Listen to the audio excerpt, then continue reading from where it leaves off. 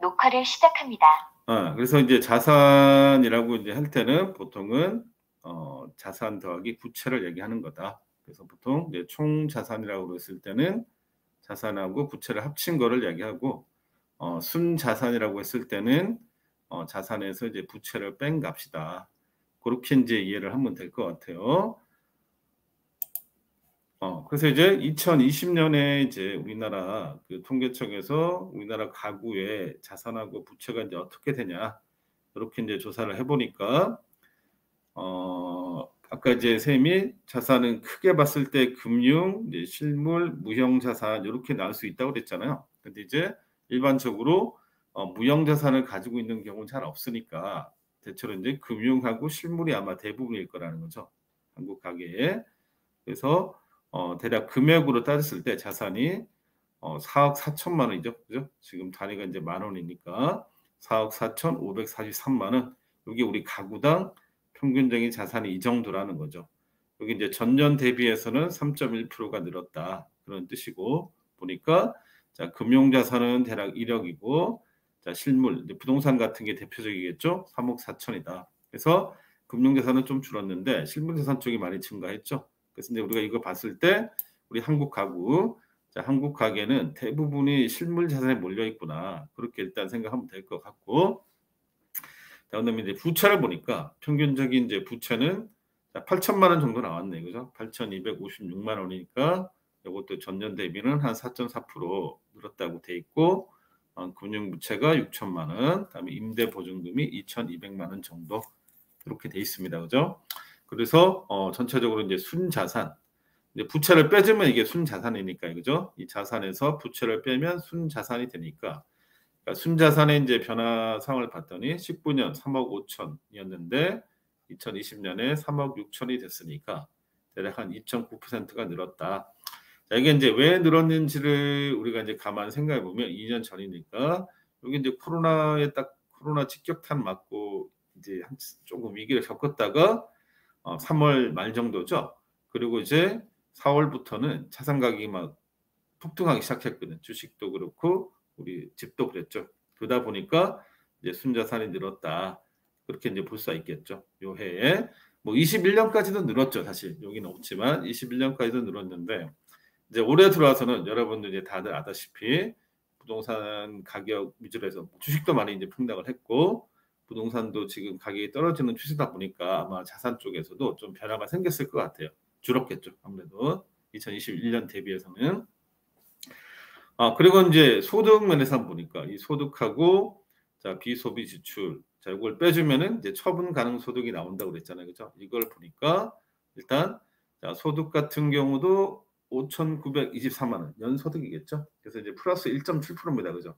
주로 이제 근로소득이 많죠. 주로 이제 노동력을 제공하고 월급 받는 이런 사람들 여기 이제 주 소득이 되는 거고 그다음에 이제 사업소득, 재산 이전 소득 뭐 이런 식으로 이제 구성이 돼 있는데 대략 한 6천만 원 좀 안 됐다. 이것도 좀 늘었다는 거죠. 근데 이제 비소비 지출은 이제 1,100만 원 좀 되니까 이것도 플러스 0.7%다 전년 대비. 그러니까 이제 비소비 지출은 우리가 이제 전에 배웠지만 대가 없이 쓰는 돈이라고 그랬잖아요, 그죠? 뭔가 대가를 가지고 쓰는 거였으면 이제 소비 지출이었고 대가 없이 하는 거. 대표적인 게 세금이었잖아요, 그죠? 그리고 사회보험료 같은 거 이런 것들. 그래서 역시 늘게 늘었다는 거죠. 4,700만 원 정도에서 4,800만 원대로 처분 가능 소득이 역시 늘었다. 18년 대비 19년이네 여기는. 대략 이 정도고 결국 이제 우리나라 이 가구의 자산은 대체로 이제 부동산 쪽에 많이 몰려 있다. 뭐 그렇게 일단은 판단을 하면 될 것 같고 자 그럼 이제 우리 책 185페이지 한번 보면 자, 요거죠, 그죠? 우리 이제 자산의 종류는 크게 봤을 때 아까 선생님이 얘기했지만 이제 세 가지로 나눌 수 있다는 거죠. 이제 금융, 그다음에 이제 실물, 무형.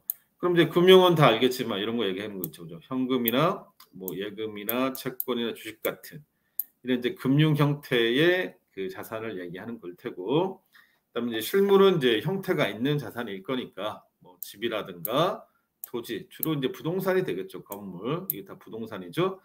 그다음에 이제 자동차는 이제 동산이긴 하지만 어쨌든 실물 형태니까. 자, 요런 자산들 실물이 될 테고. 그다음에 이제 무형 자산은 이런 거 가질 수 있잖아요. 그죠? 특허권. 뭔가 이제 뭐 발명이든 상표든 뭐 이런 것들 특허를 냈을 때 나한테 이제 일정 수입이 생길 수 있잖아요. 그다음에 이제 저작권, 뭐 음악이라든가 뭐 미술이라든가 문학 작품이다 이런 것들의 어떤 그 이런 자산들 형태가 없죠. 그래서 이제 무형 자산. 자, 이 세 가지가 합쳐서 이제 총 자산이 되겠죠. 근데 이제 아까도 이야기했지만 한국 가구는 주로 어떤 자산이 많다? 이제 금융 쪽보다는 실물 쪽.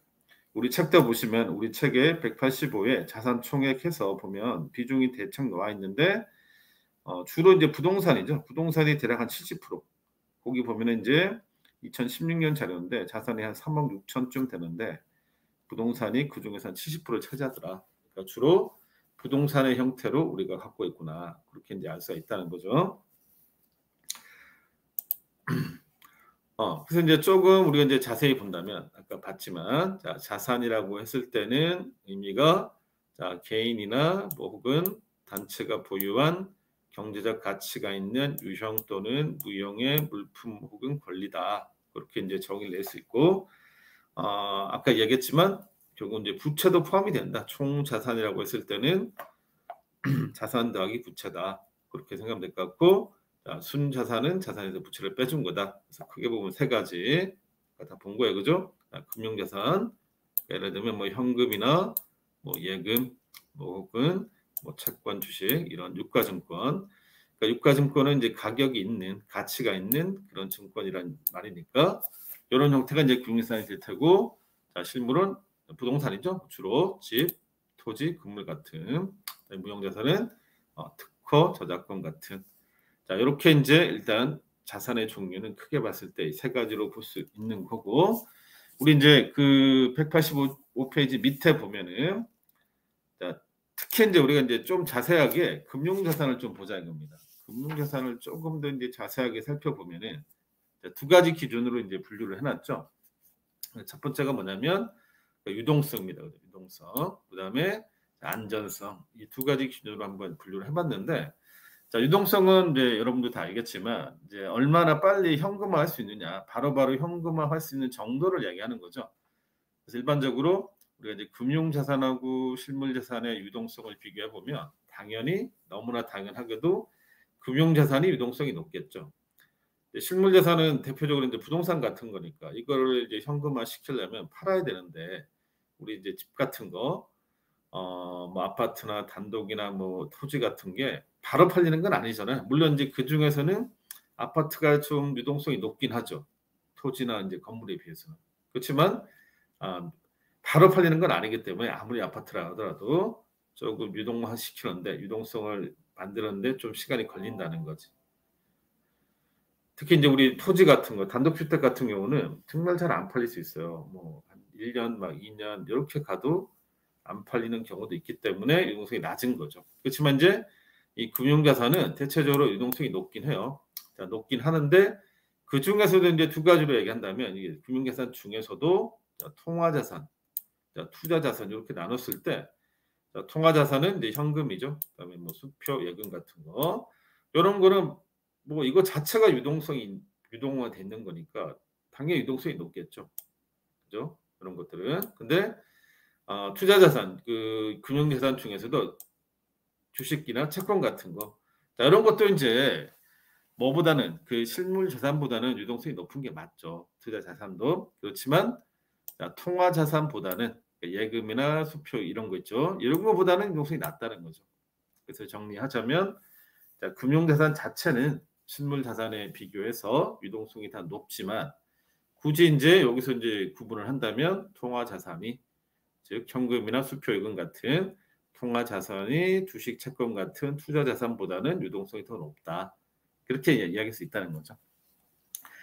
그다음에 이제 안전성을 가지고도 이제 나눌 수 있겠죠. 그래서 이제 안전하냐 아니면 좀 위험 상품이냐 뭐 다 알겠지만 우리 현금 그다음에 은행 예금 자 채금은 아무래도 이제 원금을 잃을 그 우려가 비교적 적으니까 안전 금융자산이죠. 특히 뭐 현금이야 뭐 당연한 거고 우리 은행 예금도 이제 예금자 보호법에 근거해서 자 1인당 한 계좌당 한 은행의 한 계좌당 이제 5천만 원까지가 이제 보호가 되니까 그렇다는 거고. 자, 채권도 인제 우리 뭐 국채, 회사채 크게 보면 나눌 수가 있잖아요. 그래서 국채 같은 경우는 이제 국가가 발행한 거니까 그 국가가 망하지 않는 한은 원금을 잃을 가능성이 적죠. 회사도 마찬가지. 회사도 인제 신용 등급에 따라서 채권의 종류가 쭉 있으니까 굉장히 우량한 기업이 발행한, 예를 들면 뭐 A 플러스 등급 이상으로 인제 채권을 만약에 갖고 있다면 아무래도 그 회사가 잘 안 망한다는 뜻이니까 원금을 잃을 가능성이 적은 거죠. 그죠? 그래서 이번에 인제 강원랜드 같은 경우는 그것도 일종의 인제 채권인데 그 강원도가 빚 보증을 서 줬단 말이죠. "이거 우리 그 잘못되면 우리가 대신 갚아 주겠다." 원래 인제 그렇게 약속이 돼 있던 채권인데, 지방채인데 강원도에서 "아 우리 보증 섰지만 못 갚을 것 같아. 우리가 책임 안 질 거야." 이런 식의 인제 말을 했기 때문에 문제가 생겼던 거죠. 그래서 일반적으로 인제 안전 금융자산에 속한다 할 수 있고, 이제 위험 금융자산은 아무래도 인제 우리 원금 손실의 가능성이 언제나 있는 주식이겠죠. 그죠? 주식. 자, 주식 관련되는 그런 자산들. 왜냐면 주식도 인제 여러 가지 이제 파생 상품들이 많이 나와 있으니까 자, 요런 자산들은 자, 원금이 날아갈 수도 있다. 늘 인제 염두에 둬야 되는 거죠. 그렇게 인제 우리가 금융자산도 이렇게 나눌 수가 있다는 거죠. 근데 이제 우리 뒤에 배우겠지만 아무래도 인제 이 안전성하고 이 수익성은 서로 인제 반비례 관계에 있잖아요. 그러니까 이제 안전성이 높으면 수익성이 좀 떨어지고, 수익성이 높으면 안전성이 좀 떨어지는 거니까 이게 인제 적절하게 우리가 이제 균형을 갖는 게 중요하겠죠. 내 자산에서 우리 배분을 할 때, 자산 배분을 할 때 무조건 안전성만 이제 중요하다고 안전하게 나는 은행 예금만 할 거야, 뭐 이렇게 하면은 수익성이 떨어지니까 이게 적절하게 인제 배분하는 게 좀 필요하겠죠. 그렇다고 인제 나는 한 번에 그냥 다 위험 자산에 올인할 거야, 뭐 그것도 좀 위험할 수 있는 거죠. 그래서 그런 것들을 적절하게 균형을 살펴서 하는 게 중요하다 할 수 있을 것 같고. 자, 요 내용이 인제 우리가 인제 185 페이지, 그래서 인제 자산에 대한 이야기 대략 요 정도로 이제 보면 될 것 같고. 자, 그다음 페이지로 가서 이제 자, 그러면 인제 여기 제목에는 뭐 금융 자산의 비중이 커지고 있다. 예, 커지고는 있죠. 아직은 인제 우리가 실물 자산이 더 크긴 하지만 아까 봤지만 한 70% 였으니까 점점점 인제 금융 자산의 비중도 커지고 있는 건 사실이죠. 그 이야기를 한 거고.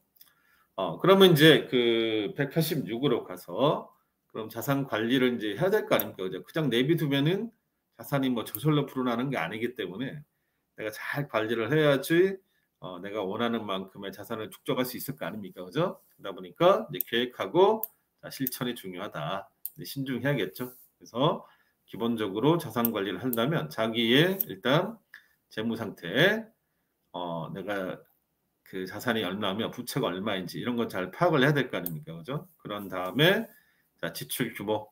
내가 인제 어느 시점에 어느 정도의 지출을 해야 될지 그 계획을 세워야겠죠. 거기에 따라서 인제 실천을 하면 된다.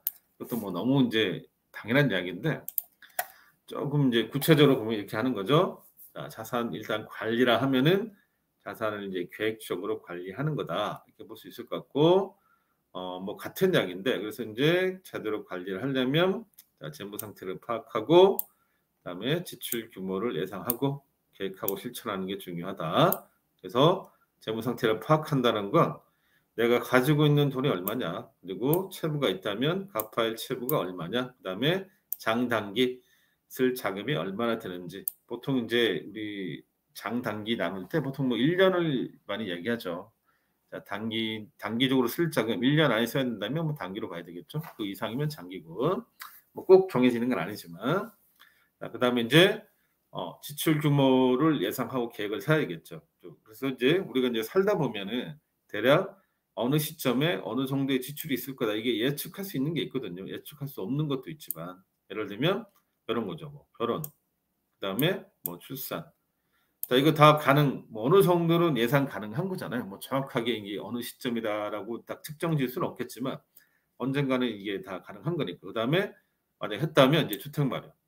이거는 뭐 결혼하고 사실은 상관없죠. 결혼을 하지 않는다 하더라도 주택 마련에 대한 이야기는 뭐 할 수 있는 거니까, 미혼이라 하더라도. 그다음에 자녀가 생겼다면 이제 자녀 교육, 그다음에 자, 노후에 대한 대비.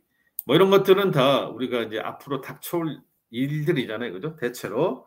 그러면 이랬을 때 대략 얼마의 지출이 필요하고 그럼 내가 여기에 대해서 이제 대비를 하는 거죠. 그래서 이제 대략적인 이제 계획이 섰다 그러면 이제 실천을 해야겠죠, 실천. 그러면 인제 자산을 좀 모아야 되니까 결국 인제 지출을 안 하고 살 수는 없잖아요. 그래서 이제 합리적인 지출과 저축을 통해서 이제 실현할 수 있어야 되는 거죠. 만약에 인제 계획은 멋있게 세웠는데 이거 전혀 인제 실현 가능성이 없는 그런 거라면 아무런 이제 의미가 없는 거잖아요. 그죠? 그래서 결국은 실천하는 거. 그래서 보통 이제 우리가 항상 이제 자산 관리에서 강조하는 게 그러니까 종잣돈이잖아요. 종잣돈. 물론 인제 종잣돈을 마련하는 것도 사람마다 조금씩 뭐 방법이 다르긴 해요. 크게 보면 두 가지를 얘기하죠. 종잣돈을 내가 목표한 종잣돈이 예를 들어 1억 이다 그러면 그 종잣돈을 모을 때까지는 좀 아껴 쓰고 좀 소비 좀 줄이고 하고 싶은 거 안 하고 해서 좀 일단은 모으자. 뭐 이런 쪽에 말하는 사람도 있고 또 어떤 사람은 자 1억 이라는 종잣돈을 만들려면 야 그때부터 그럼 투자를 하자. 내가 이제 돈이 쪼금 있다 하더라도 바로바로 이제 투자하면서 불려 나가자. 뭐 이렇게 말하는 사람도 있긴 해요.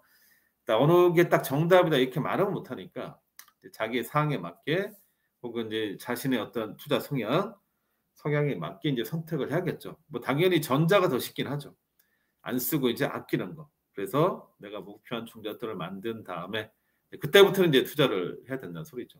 근데 인제 처음부터 투자하는 것보다는 그게 더 나을 수도 있다는 거죠. 근데 이것도 사람마다 다른 거니까 거기에 따라 인제 상황에 맞게 하면 될 것 같고 자 오늘 마지막으로는 그 186에 있는 경제톡까지 자 보고 오늘 수업은 마무리하려고 합니다. 요거 보는 게 뭐냐면 자 우리나라 가계의 인제 자산 관리라고 되어 있어요. 그래서 자 우리나라의 가계 저축률이 자 증가하고 있는 이유가 뭔가 이야기해 보자라고 돼 있거든요. 그래서 우리 책에 보면은 인제 우리 한국 가계의 저축률이 저금리 시대임에도 불구하고 증가하고 있다 이겁니다. 보니까 그래프를 보시면은 대략 뭐 그 2012년 이후로 저축률이 계속 늘고 있어요. 그죠? 3.4, 4.9 뭐 이런 식으로. 그러면 이제 그 이유가 뭐냐 이거죠. 이유가 자 이거 보면 이제 예시답을 같이 보면 자 저금리면 아무래도 인제 이자 수입을 기대하기 어렵잖아요. 그럼에도 불구하고 저축률이 증가하는 이유는 자 심리적인 요인 그다음에 자 가계부채 문제 때문인 것 같다는 거죠. 왜냐하면 자 경제 상황이 이제 불확실하고 자 상대적으로 인제 그러면 안정성이 높은 그럼 이제 예금이잖아요 그게. 그죠? 그러니까 이제 저축이 는다는 거죠. 또 그러면 또 갚아야 될 빚이 많다면 아무래도 소비 줄여야 될 거 아닙니까? 그죠? 그러면 역시 저축률이 또 늘 수 있다는 거죠. 그죠? 그래서 이제 부채가 커지면 자 소득 중에 인제 소비에 사용할 금액이 상대적으로 줄고 자 빚을 갚는 데 집중하다 보니까 저축이 늘고 있다. 뭐 이렇게 인제 판단을 할 수 있을 것 같아요. 그리고 또 요 책이 나왔을 시점에는 이제 저금리였지만 지금은 인제 우리 기준금리가 많이 올라가는 바람에 금리가 좀 많이 올라갔잖아요. 그죠? 자 그런 것도 인제 저축에 대한 유인 요인이 될 수 있겠죠. 왜냐하면 이자를 많이 주니까 굳이 인제 우리 위험 자산에다가 투자하는 것보다 이 안전한 저축 상품에 하는 것도 방법이 될 수 있다는 거죠. 자 요렇게 해서 오늘 얘들아 인제 우리 자산과 부채 중에서 자 자산에 대한 이야기를 한 겁니다. 그래서 우리 책으로는 자 186 까지 자 그렇게 수업을 한 거예요.